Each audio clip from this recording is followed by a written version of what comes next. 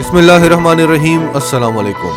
जैसा कि आप सब जानते हैं कि पिछले कई अरसे से पाकिस्तान और सऊदी अरब के दरमियान में बदस्तूर कशीदगी बढ़ती जा रही है। एक वार वहाँ से होता है, एक वार यहाँ से होता है। जैसे आप जानते हैं कि पिछले दिनों Indian army chief general Naravane ने सऊदी अरब और यूएई का दौरा किया था।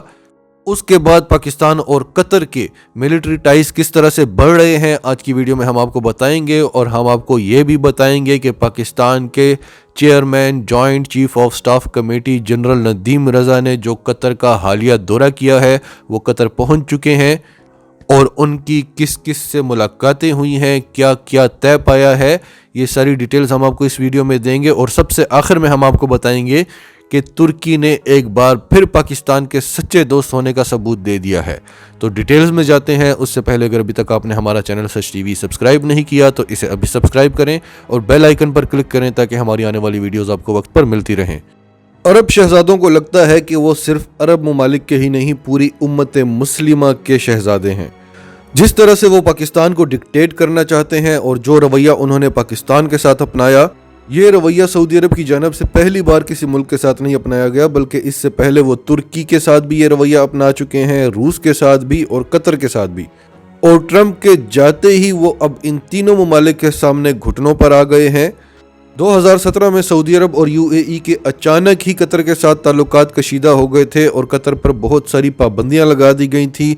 उन पर अरब ममालिक की फ़िज़ाई हदूद को इस्तेमाल करने पर पाबंदी लग गई थी, जिसकी वजह से कतर की एयरलाइन को बहुत ही लंबा रूट इस्तेमाल करना पड़ता था। ग़ज़ाई अशिया की इंपोर्ट एक्सपोर्ट पर पाबंदी लग गई थी और यूं लगता था कि बहुत जल्द कतर में कहत साली आ जाएगी और कतर बहुत जल्द ही घुटनों पर आ जाएगा।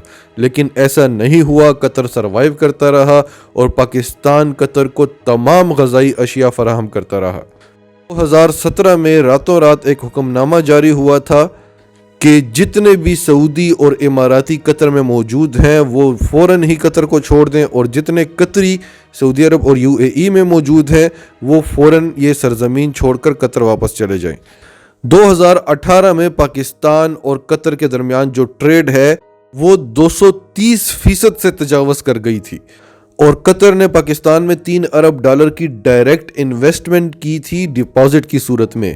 और बताया जा रहा है कि जब ये इन्वेस्टमेंट कंप्लीट हो जाएगी तो कतर और पाकिस्तान का ट्रेड $9 अरब पर पहुंच जाएगा।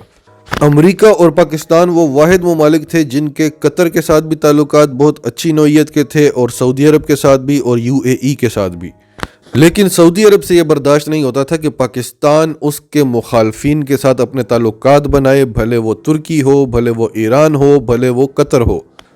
लेकिन 2018 से पाकिस्तान ने अपनी एक आज़ाद खारजा पॉलिसी रखी हुई है और तमाम दोस्त ममालिक को यह साफ पैगाम है कि हम ना किसी की जंग में कूदेंगे और ना हम डिक्टेट होंगे, क्योंकि सऊदी अरब के भी भारत के साथ बहुत अच्छे ताल्लुकात थे। पाकिस्तान ने कभी भी इस चीज़ पर एतराज़ नहीं किया। पाकिस्तान ने मसला तब बनाया जब OIC जो मुसलमानों के हकूक़ के लिए एक तंजीम बनी हुई है वो कश्मीर के मसले पर आवाज़ क्यों नहीं उठा रही। क्या OIC की 57 ममालिक की तंजीम सिर्फ सऊदी अरब के ताल्लुकात को देखेगी कि अगर सऊदी अरब के ताल्लुकात भारत के साथ अच्छे हैं तो भारत मुसलमानों के साथ कुछ भी कर सकता है? और ये एक बहुत वैलिड पॉइंट था। पाकिस्तान ने कभी भी एतराज़ नहीं किया कि सऊदी अरब के भारत के साथ ताल्लुकात नहीं होने चाहिए। लेकिन सऊदी अरब जिस तरह से पाकिस्तान को डिक्टेट करता था ईरान के साथ ताल्लुकात पर, तुर्की के साथ ताल्लुकात पर, कतर के साथ ताल्लुकात पर, उस पर हम आपको वक्तन फ़वक्तन वीडियोस बनाकर बताते रहे हैं। और आप जानते हैं कि इस वक्त पाकिस्तान और सऊदी अरब के दरमियान कितनी कशीदगी है और अब तो उसका ऑफिशियली ऐलान भी कर दिया है। मोहिद यूसुफ जो कि वज़ीर आज़म के नेशनल सिक्योरिटी एडवाइज़र हैं, उन्होंने BBC को बताया है कि हमारे सऊदी अरब के साथ पहले जैसे ताल्लुकात नहीं हैं। अब पाकिस्तान और सऊदी अरब के दरमियान जो ताज़ा तरीन कशीदगी चल रही है उसमें जो हालिया वाक़यात हुए हैं उनमें सबसे बड़ा वाक़या Indian army chief general Naravane का दौरा सऊदी अरब और दौरा यूएई था। जैसा कि आप सब जानते हैं कि अफ़वाज पाकिस्तान सऊदी अरब की सरजमीन पर सऊदी टेरिटरी की हिफाजत कर रही हैं, सऊदी अफवाज को ट्रेन करती हैं और वहाँ पर जो एक कोलिशन है मुस्लिम आर्मीज़ का, उसकी सरबराही भी हमारे जनरल राहील शरीफ कर रहे हैं।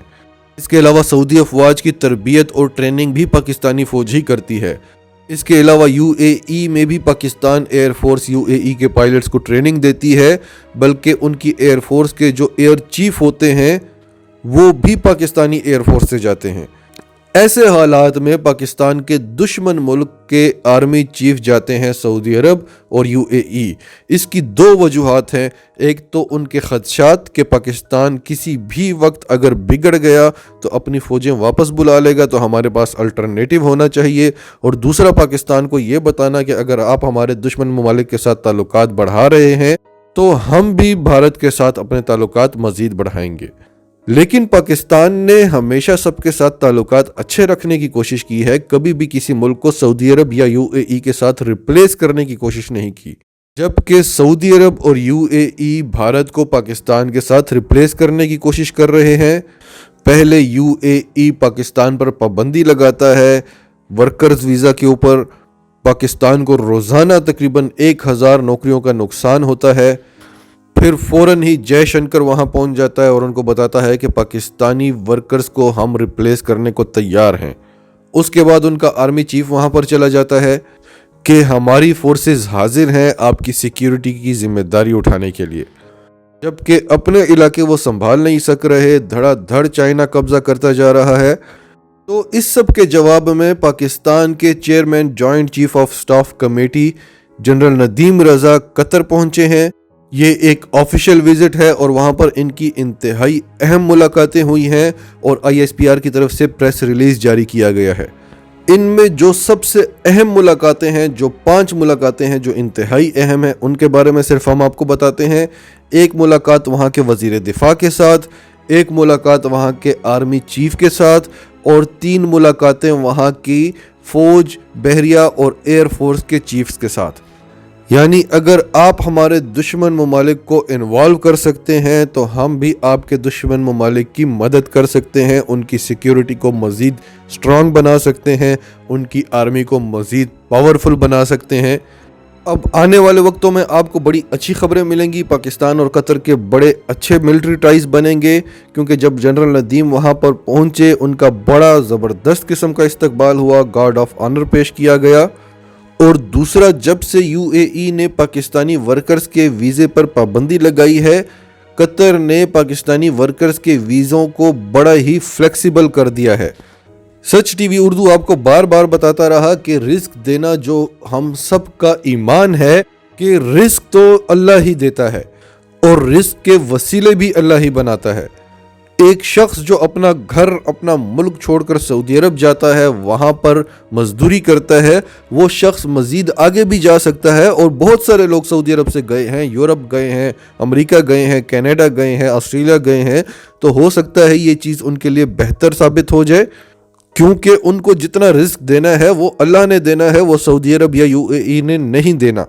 تو اس وقت دنیا میں 2 بڑے بلاک منظر عام پر آ چکے ہیں، ایک طرف تو امریکہ، اسرائیل، بھارت، اور ساتھ میں عرب ممالک ہیں۔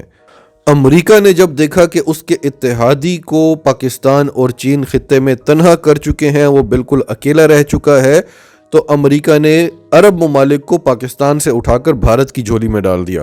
تو اس وقت ان کا جو بلاک ہے اس کے جو مین ممبرز ہیں وہ امریکہ، اسرائیل، بھارت اور عرب ممالک ہیں، جن میں امریکہ، بھارت اور اسرائیل سازشی ممالک ہیں جو سازشیں کرتے ہیں، پروپیگنڈاز کرتے ہیں، چالیں چلتے ہیں، اور عرب ممالک ہیں جو اکانومیز کے ساتھ کھیلتے ہیں اور اسی کھیل میں اپنی ہی اکانومی برباد کر رہے ہیں۔ اور ان کے مقابلے میں جو توازن برقرار رکھنے کے لیے جو ایک بلاک بنا ہے، اور یہ بھی دنیا کا ایک نظام ہے، اگر ان کے مقابلے میں دوسرا بلاک نہیں ہوگا تو یہ تو دنیا کو کھا جائیں گے۔ تو ان کے جو مقابلے میں بلاک بنا ہے اس کے جو بڑے ممبرز ہیں وہ ہیں روس، چین، اس کے علاوہ پاکستان، ایران اور ترکی۔ یہ 5 ممالک ایک بیلٹ پر ہیں، اور اس کے علاوہ افغانستان اور ملیشیا بھی اسی بلاک کا حصہ ہیں۔ جیسے جاپان اور آسٹریلیا ان کے بلاک کا حصہ ہیں، اسی طرح افغانستان اور ملیشیا بھی ہمارے بلاک کا حصہ ہیں۔ اب عالمی لیول پر یہ انالیسز ہو رہے تھے کہ ترکی نے اسرائیل کے ساتھ اپنے تعلقات بحال کر دیے ہیں، اپنا سفیر واپس اسرائیل بھیج دیا ہے، تو اسرائیل ترکی کو پاکستان سے دور کر دے گا اور بھارت کے قریب لے آئے گا۔ जिस तरह इसराइल ने अरब ममालिक को पाकिस्तान से छीन कर भारत के हवाले कर दिया, इसी तरह तुर्की के साथ भी होगा। तो उस हवाले से भी हमारे पास एक बड़ी खबर है। जिस तरह से हमने आपको पिछले दिनों एक वीडियो में मुकम्मल डिटेल से बताया था कि EU डिसइंफो लैब, उन्होंने एक रिपोर्ट पेश की कि किस तरह से भारत पिछले 15 सालों से यूरोपियन यूनियन को बेवकूफ़ बना रहा है, UNO को बेवकूफ़ बना रहा है, पाकिस्तान के खिलाफ फॉल्स प्रोपेगेंडास कर रहा है। और इस हवाले से EU डिसइंफो लैब ने भारत की सैकड़ों फेक वेबसाइटें बंद कराईं। तो अभी जो ताज़ा तरीन खबर है वो तुर्की के हवाले से है कि तुर्की में भी भारत की एक वेबसाइट चल रही थी जिसका मकसद था कि तुर्क अवाम को पाकिस्तान के खिलाफ किया जाए। तुर्क हुकूमत ने उसे पकड़ा है, उसके खिलाफ कार्रवाई की है और उसे तुर्की में बैन करवा कर पाकिस्तान के सच्चे दोस्त होने का एक बार फिर सबूत दिया है।